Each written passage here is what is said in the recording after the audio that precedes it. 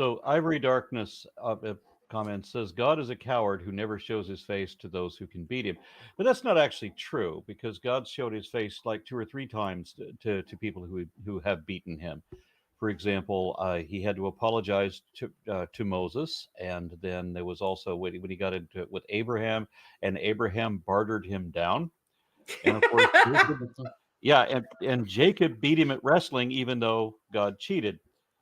Although, I, I as we covered last episode, it wasn't the nut shot that I always thought that it was.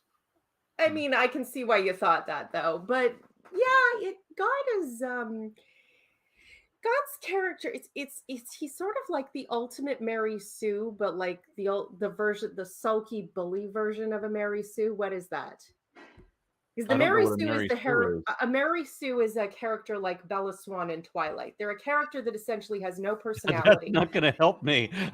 I know. They're a character No that has character. no personality. They're not a real character. They're just there for the reader to project themselves onto. They have like a few generic traits that are very vague, and they go around and everything just sort of happens to them and they react in this sort of very sterilized way that doesn't really, so the idea is just to rely on the reader's projection to fill in the Mary Sue character, and they're often sort of a main character just for the purposes of having people project themselves into the story, but then obviously they're intended to be beloved, whereas God is apparently just a dick. So I don't know what the bad guy version of that is, Yeah, we but got another. he doesn't seem to have any real strong features except being a dick.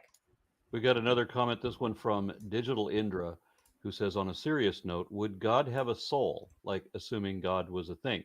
I want to answer this seriously. The people who wrote the Bible didn't know what air is.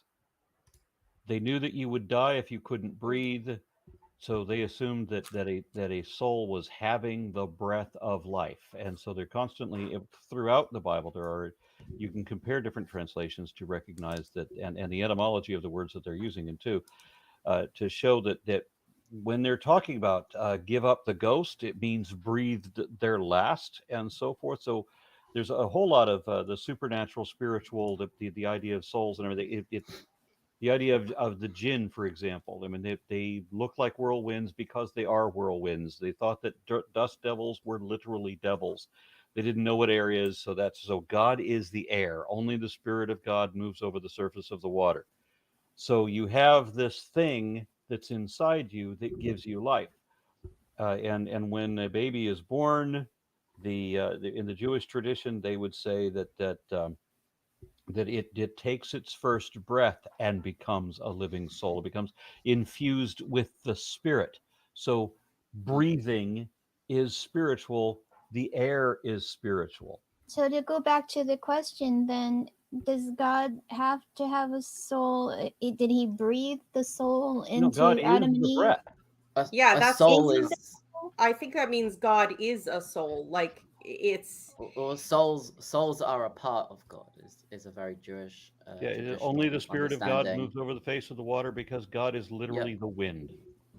yeah. There's like in traditional like Jewish mysticism, there's like different types of souls and or parts of the soul, and one of them is called neshama, which literally means breath, and one of them is called Yeah. ruach, which literally means wind. Hmm. Like the ruach alakim, the spirit of God, moved over the face of the depths. I guess the answer is it depends on your Yeah. mythology and how it defines soul. In a I heard a sense, yeah. In a comedian sense, say yeah. that she still believed in God for only one reason, because if there isn't a God, then she told the wind a lot of secrets. But that's a nice comparison because God is the wind. They are the same Yeah. thing. It's just but there is no God. There is wind, and you're calling the wind God.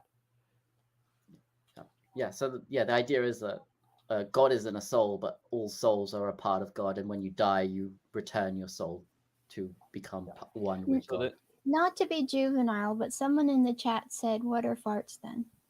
Are you foul losing some spirits. soul there? Foul Oh no. spirits. Does that, so casting the evil spirit out of you is the same as pull my finger? There you go. That's how you perform an exorcism.